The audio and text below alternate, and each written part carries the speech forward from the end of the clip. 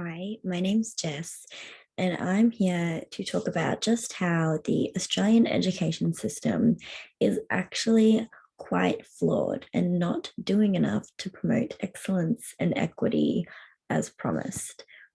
Uh, there is an overwhelming number of flaws in Australia's education system that prevents us from reaching this goal.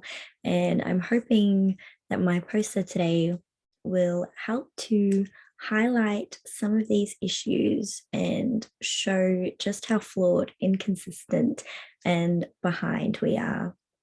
One of the main issues that we still face is technology. And while technology can be such an asset, when unavailable or unaffordable, it becomes quite an issue when schools and families don't have the resources or the money to be able to fix and replace or even just afford basic necessities like internet.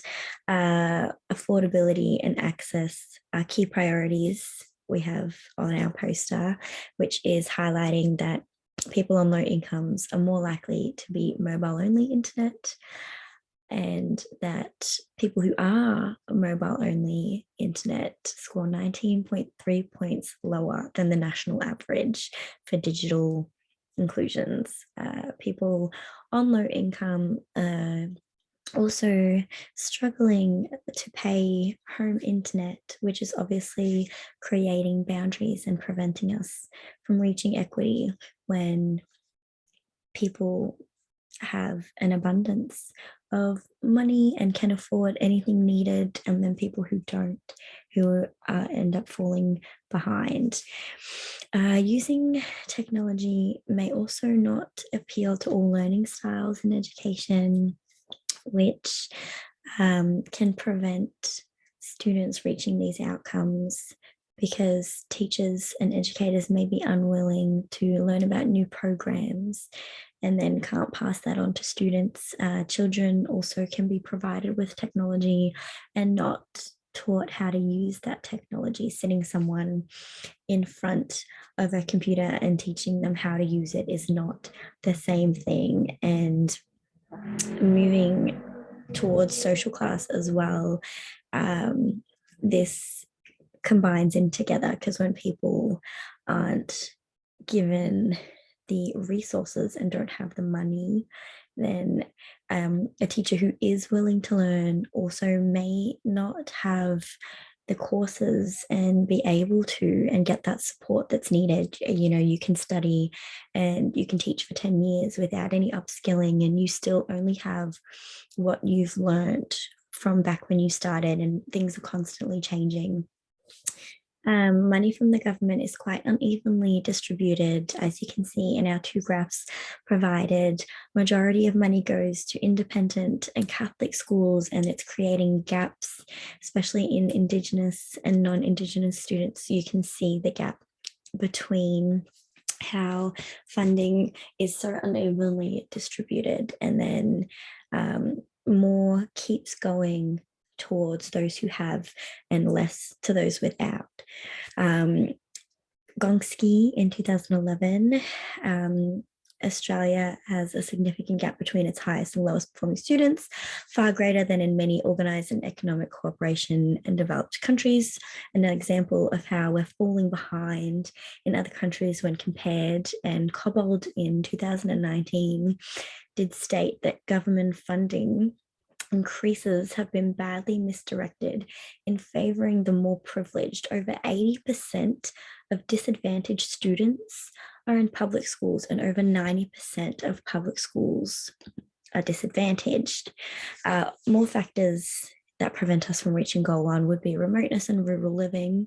For example, if you're living in an area where an hour away is the library, and that might be the only library, and it might not have the resources you need, you aren't given the same as someone who lives in the city, who might have 45 libraries around them and universities that they can stop into and lots of places who even provide Wi-Fi where you can go and get extra information. The insufficient and unevenly distributed funding, once again, spending more money on schools and in areas that are already exceeding, leaving other areas to continue falling behind.